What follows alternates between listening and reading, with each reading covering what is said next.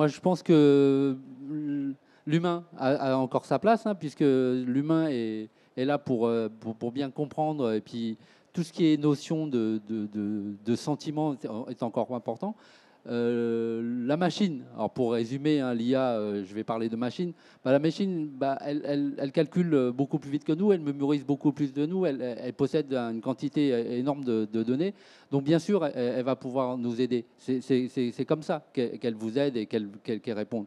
Et c'est comme ça aussi qu'il faut le voir. Elle va pouvoir aider le conseiller. En fait, c'est comme ça qu'il faut le voir dans ce sens-là. C'est-à-dire qu'aujourd'hui, le conseiller, quand vous l'appelez, vous avez, il ne connaît pas forcément votre contexte, même si on est de plus en plus omnicanal. Mais en fait, dans les entreprises, les conseillers ont affaire à énormément d'applications. Les données viennent de partout. Déjà, il y a un problème de rassembler toutes ces données, de présenter toutes ces données. Donc là, on est devant la complexité. Et ça, cette complexité, l'IA peut le gérer. Donc elle peut l'aider déjà à croiser ou à rassembler ces données. Et après, le conseiller, c'est là où il intervient, c'est que il va pouvoir prendre la décision, il va pouvoir agir en fonction de ce qu'il entend. Donc je pense qu'il ne faut pas trop demander à l'IA. Bien sûr, il faut que la machine, l'IA est là, mais il ne faut pas trop en demander. Il faut rester quand même dans un monde où on a encore des humains qui parlent aux humains. Demain, si on déshumanise tout, moi je ne suis pas pour, mais pourquoi pas. Mais pour l'instant, je pense que la place de l'humain est encore importante. On va rentrer dans des choses plus concrètes. Là, c'était la partie haute, on va dire, hein, la philosophie générale de la chose, état des lieux, la position de l'humain dans tout ça et comment on peut essayer de naviguer entre les deux de manière intelligente et efficace. Rentrons dans le détail. Première partie, les applications de routage. Nicolas. C'est à moi. Et oui, une des premières applications au service client de techniques d'intelligence artificielle et celle qu'on voit souvent mise en avant, pas forcément extrêmement implémentée aujourd'hui, c'est de repenser le routage tel qu'il s'effectue sur un service client aujourd'hui ou la distribution d'appels ou d'interactions d'ailleurs.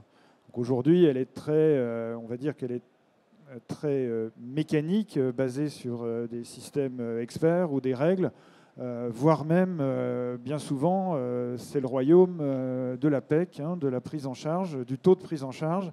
Et donc, ça veut dire je veux juste que quelqu'un décroche. C'est ça la stratégie de routage.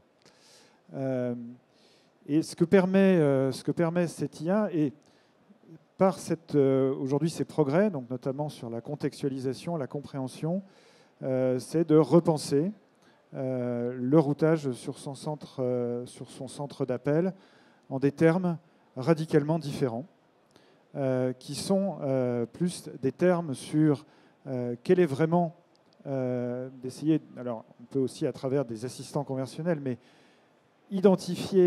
mieux identifier la demande client, mais également mieux la relier, cette demande qui s'exprime à un instant T, à d'autres signaux faibles ou à d'autres demandes qui ont eu lieu dans le temps, dans l'historique, d'autres aspects comportementaux, et également à l'adapter beaucoup mieux à la typologie du conseiller, enfin adapter la typologie ou le conseiller qui va répondre, à l'adapter beaucoup mieux à ses attentes clients. Donc une stratégie de routage et de distribution radicalement différente, basée sur ma compréhension du besoin client et ma compréhension de la disponibilité et du fit. Voilà. Mais très mécanique, tout ça. Les avantages dans tout ça, c'est quoi? Qu'est-ce qu'on en tire in fine par rapport à des règles ou un système traditionnel? Alors, le premier avantage, c'est un avantage d'efficacité. Aujourd'hui, les systèmes de distribution et de routage sont globalement, même si ça nous fait plaisir à tous, mais ils sont globalement, il y a des relativement inefficaces, à la fois en termes de, on va dire, d'utilisation, de rendu, d'adaptabilité, et également ils sont très consommateurs en suivi, en maintenance, en maintenance et en personnel. Donc voilà, ça ne présente en théorie que des avantages. Moi, ce que je vois comme avantage, c'est que ça va me diriger plus facilement vers un niveau d'expertise qui correspond à mon niveau de demande, à mes attentes. Donc, je vais être mis en relation avec l'expert de la question que j'ai posée. Soit parce qu'on a décelé qu'il a déjà répondu de nombreuses fois à ces questions-là, soit parce qu'il a un niveau de compétence qui va bien et qui n'est pas forcément le plus haut, hein, qui est juste adapté finalement, qui va être très adapté à mes attentes de clients. Pour moi, la techno, elle est nécessaire. L'intelligence artificielle va aider de plus en plus le conseiller donc, dans son travail.